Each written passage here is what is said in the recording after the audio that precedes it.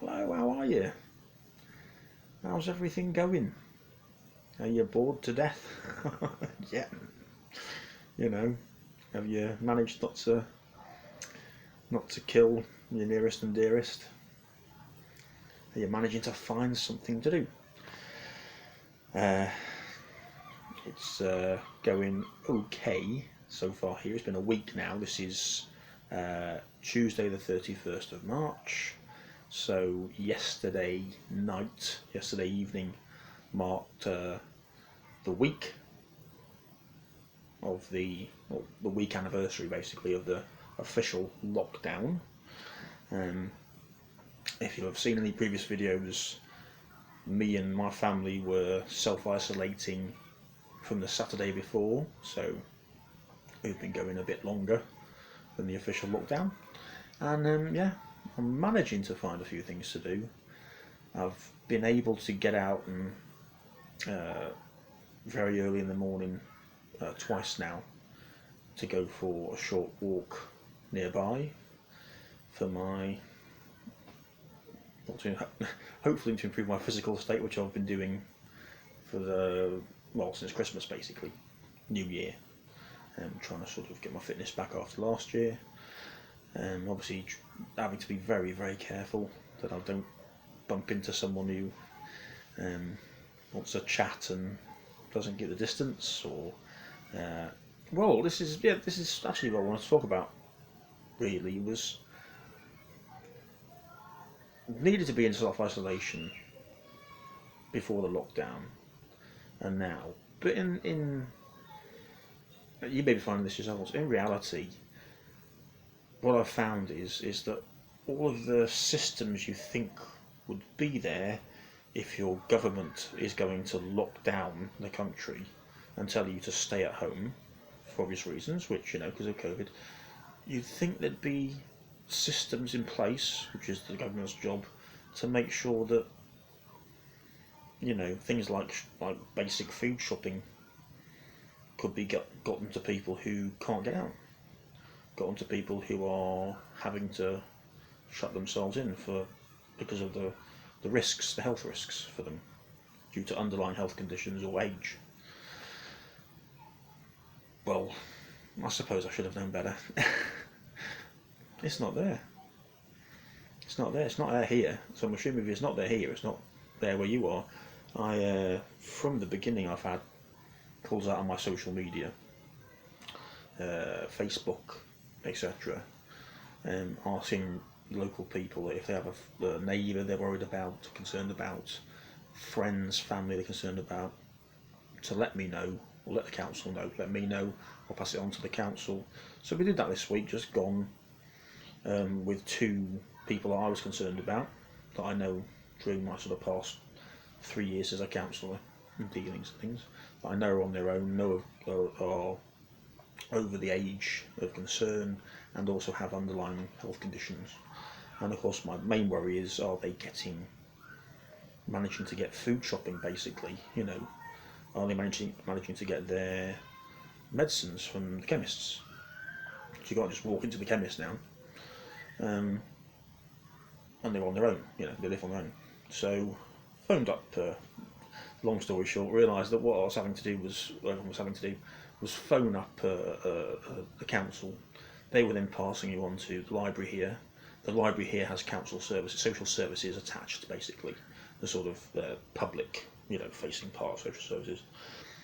And then they will pass, over the phone, they're passing on, or you tell them who you're concerned about, details, what your concerns are about them, phone number, all this sort of stuff, and then they basically check up on them. Well, what this checking up means is, obviously, they go and ask them, do they need food, do they need, whatever they need, basically.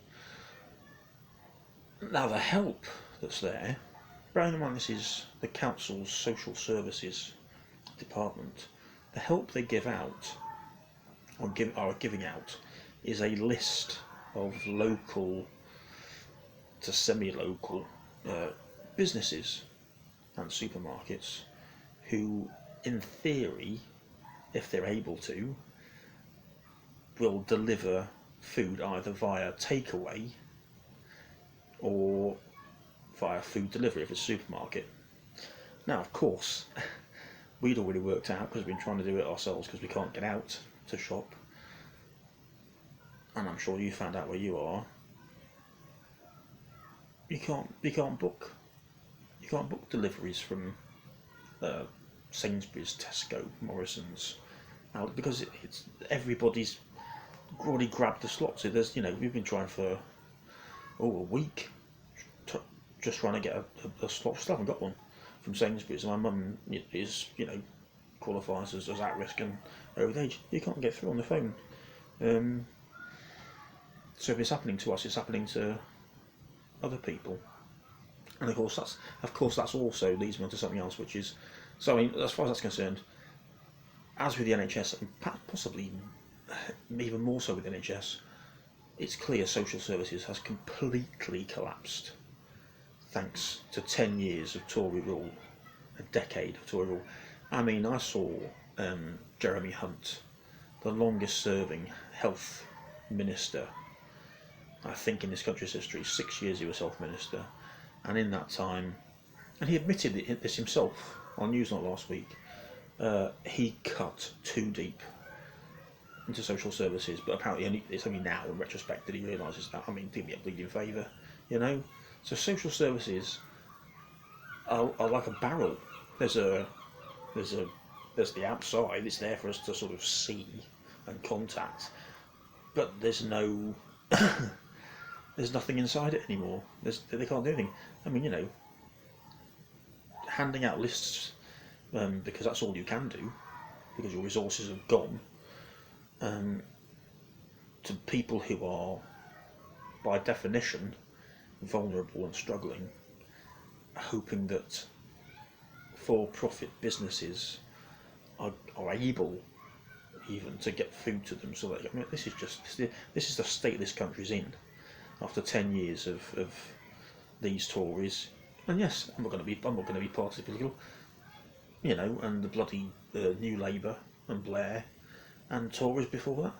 See, there's a lot of 4 decades of neoliberal, free market, capitalist asset stripping of the NHS, local authorities, social services.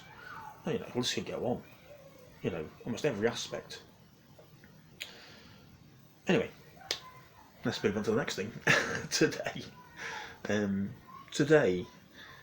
I saw it was being reported that because so many people, particularly self-employed people, whose businesses have just gone under because of the complete lack of support from the government, still, what's this, 3-4 weeks on, are having to sign on to universal credit. And because so many people are now flooding the system was shit anyway, and of course because they can't go out to work and can't go for jobs because it's lockdown, the DWP have had to, or the ministers in charge of the DWP have had to scrap the requirement to look for work, which is fantastic. That's fantastic. So the requirement to look for work is scrapped. Therefore, I'm assuming the sanctions attached to that are scrapped. Well, put on hold, I think was the actual term. Put on hold, which is great, because then people aren't having to worry about that, all of that nonsense. And I couldn't see how that would have worked. I mean, you can't go into a job centre now during all this to sort of do all the face-to-face stuff and whatever you have to do. So I think a lot more of that sort of stuff's all the rules are going to have to be relaxed, basically. Fantastic, but again, I think what I'm going to say. If it's good enough and possible to stop that, so that the people now coming on in their droves onto universal credit aren't getting sanctioned and having their money stopped, who've never been on it before and wouldn't perhaps be on it usually, why couldn't that have been done before? For me and everybody else who was on it and struggling, being sanctioned, people literally dying, committing suicide, dying from the stress of the sanctions. You know, why? And again, I think we know the answer. I think we know why. Tories. Because Tory ideology is. Ian Duncan Smith said this last week when they were talking about, or even thinking for 5 seconds about the government, about implementing universal basic income, where everybody just gets a certain amount of money, basic amount of money to live on, you know, which would be a much fairer, much simpler, and I'm telling you now, cheaper way of making sure everybody's got some money. But of course, it's entirely alien in concept, entirely sort of terrifying to free market, pro-business, anti-people, certainly anti-people like us, Tories, because of course they've been doing the opposite. Their ideology is to do the opposite. They're there to do the opposite. You know, they're friends in big business and the billionaire class, which they sort of have friends and family members and belong to. This is the opposite of what they want. They don't want us. They don't want us freed from wage slavery, basically. Wage slaves, a good old term from Karl Marx there. So of course that's not happened. There's no universal basic income, so now there's all this sort of half-assed crap about 80% will pay 80%. Well, will they? I mean, for everybody, no. We'll pay 80% of your wages if you're, you know, blah blah blah. You know, help for some self-employed people, blah blah blah. Again, help, you know, loans and I mean loans. All these loans are going to be. They just don't get into their thick Tory in heads that this marks an end of all that bullshit. This is the end of it. Get it through your thick skulls, Johnson, and your stupid, again, multi-millionaire friend ministers. This is the end of the bullshit, the 4-decade-long kill the poor, fuck us bullshit. This is it, because you've thrown it down the pan. And I'm not just talking about COVID. COVID has been the final straw on the camel's back. You started this in 2008 by putting the economy that you again, and the neoliberals in Labour, started to destroy, and your business mates started to destroy. And now, it's basically the economy's been like a man on life support. You started a life support in 2008, and now it's managed to keep the person alive, the economy alive. It's all about now, 12 years later, but now, despite life support, just dying. This is now the point of death for your ideological pro-business, pro-billionaire, capitalist free market fallacy. Because of course it's not a free market. If it's a free market, if you really believe in free markets, the survival of the fittest, all this shite that you impose on us down at the bottom, and literally, you know, F us, we can die off, which we have been doing in the hundreds of thousands in the past 10 years under your rule, totally unnoticed and unsung by the mainstream media who are in it with you. If you did believe in that, what you wouldn't be doing is yet again bailing out people like Richard Branson, bailing out billionaires, bailing out banks, which is what you immediately started doing. You know, no universal basic income for all of us, so that we can try and survive this and get through this. But, you know, and all this crap about 80% even, a little bit of help for some loans and things for some self-employed people, and all this, you know, 20 quid more extra per week for people on universal credit. What a load of pointless shite. What a load of PR crap. Is that it? Is that your response? Is that how you're going to deal with this? Coronavirus and, well, a global financial crash, possibly global depression. This is your response, is it? Pathetic. Absolutely pathetic. And this is why this is the death knell. This marks a death knell. I'm not only the Tory party, this marks the death knell of the Labour Party as well, because the Labour Party, what have they been doing? Have they been saying what I'm saying to the Tory? No, not a bit of it. Oh, that's good. Oh, that's quite good. But maybe you could do a bit. I mean, a bit better. That's about it, really. You know. So, as much use as a cat flapping in an elephant house, really. So that's universal credit. So we'll see how that one goes. There's still no help for people that can't get universal credit, because there's lots of people, which is the whole point of implementing universal basic income, is that not everybody can go on to universal credit. For example, there are lots of people like me who will be full-time students, so you can't sign on to universal credit if you're a full-time student. You're getting no sort of relief as far as a fee payment holiday. If you're paying back your student loan, you're getting no relief as far as not having to pay it back. If you're now not working because you're over the threshold to start paying it back, you can't get a job because obviously you can't go out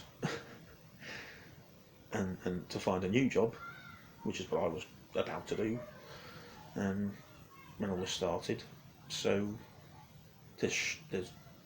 I'm not even getting bullshit promises from the Tories. So if I'm, I'll get lots of people like me out there, maybe one of them, who's not. So, not only can you not get hold of deliveries and the food, you haven't got the money to do so at some point anyway, because you can't get help from the government, and you can't work. What else? What else can we move on to? Let's see. Yeah, I think that's just my general point today. There's more I could move on to, but I think my general point is I think this whole thing is now making clear to anyone who wasn't paying attention beforehand, the people I've been trying to get through to for years out on the streets, that what's been saving you so far, if you're working, is the debt that you have to accrue to live a semi-normal existence or a normal life on. Go on holiday, get a load of drive, pay for a car, get your mortgage. It's all built on debt. You work to accrue credit. You work to accrue debt. And of course, the problem now is that when the big when the bubble bursts, which it looks like it's about to do quite quickly, and the banks call in their debt that they've lent to you, how are you going to pay your debt off? So they'll be after your assets. So, this is all going tits up quickly. And I take no pleasure in saying that because I don't want anybody to suffer, but maybe we can't let the government, whoever that is, happens to be Labour, Tory, whatever, we can't let them continue after the peak of this is over and life starts to go back to, all the restrictions are lifted and life starts to go back to normal. It can't be business as usual. It can't be. Look at the state of the NHS. It can't cope with this. This is partly why we're being told to stay in. Not so much because of COVID even, just to save the NHS from complete collapse. Because it can't take it's got no extra capacity for any more numbers at all after 10 years of Tory rule. As I say, social services, social care is virtually non-existent, basically. There's no help for the vulnerable out there apart from people, again, perhaps like you, and I'd be doing it if I could, if I wasn't suffering from an underlying health condition. People who are community spirited, decent people out there, which are thousands of. I've met 2 of them yesterday who very kindly did our sort of basic shopping for us, which was fantastic. So nice. Didn't know them. People are saving other people. People are saving the day, not the government. Not the government. What was the point? What was the point in having one? What's the point in voting in? What's the point in them? I mean, well, you and me may be struggling because there's no extra money. They're getting subsidised hand over fist every bleeding day as MPs, as lords, as the Prime Minister. Ian Duncan Smith was talking about don't give to Boris Johnson, don't roll out the universal basic income because then it'll be a disincentive for people on universal credit to work. You know what I mean? I mean, what a prick. Well, I mean, the man's a millionaire again, like the rest of them, multi-millionaire, because he married a rich woman basically. He married the daughter of a rich man, That's how he's a millionaire. So he's lives a millionaire's life, and of course he has all the subsidies that your taxes go towards and pay for in Parliament for MPs. You know, MPs gave themselves, including him, during all of this. I think it was last week, voted for another pay rise for themselves. I guarantee you haven't seen that in the news. Guarantee you haven't. And they're getting obviously any assistance they want, travel assistance. They've still got their renting sort of, not renting. What's the word? I don't know what it's called now. But basically, the money they get to rent a second home in London, close to Parliament. None of that stops. And that's where the big money's made. Because it helps people, MPs who went on the property market to get onto the property market, because then rent it to other MPs and each other, and then again you end up paying not only to subsidise the flat or the house that's in London, but you also end up paying effectively another MP to then rent it out, and then that rent goes into a landlord MP's pockets. I mean, this isn't against the rules; it still goes on. But the lecturing, they're telling the Prime Minister and lecturing people like you and me, who aren't on the gravy train, that we can't have free money. We can't have free money because that'll mean that we won't bother working. Because apparently we're all lazy, feckless, thieving. I mean, this is their sort of view of us, obviously. Now, if you read if you've ever heard of a man called Professor Guy Standing, who's an expert on universal basic income. This is his sort of what he does. He researches basically, reads the research where it's been tried out and tested, writes books. He's got a new book out now about it. Look him up. He's got a previous one which I've got, which is very good, which explains the whole point of it. And he's been on social media, and he's been on quite a few channels, not on the mainstream news channels, but things like RT, Going Underground, what else? Other places. I think he was on. What was he on? The Mother of All talk shows on a Sunday. But basically, his point is they're going to be forced into it because things. I mean, already yesterday, if you looked to America, their unemployment figures have shot up, absolutely shot up in a matter of a week. Same thing will be happening here. Hence the universal credit freeze on having to prove you're looking for work. It's all shooting up because of the state of the economy that they've created, triggered by the coronavirus crisis. So they're going to have to implement something like that at some point. If they don't, I can't see how they're going to avoid civil unrest, to put it politely. I don't see how they're going to. The only reason they're coming out with this sort of 80% wage help and help for self-employed, and the extra £1,000 a month for those on universal credit. But again, what about ESA? What about PIP? What about tenants allowance? What about carers allowance? What about full-time students? What about I could go on and on. Nothing for them, but okay, this extra £20 a week, which is what it would effectively be for universal credit claimants, taking them up to what, about £90 a week. This is just to live on. This is to feed yourself, pay your bills, unless you apply for housing benefit, which you can't do if you've got a mortgage anyway, because they're not going to pay your mortgage.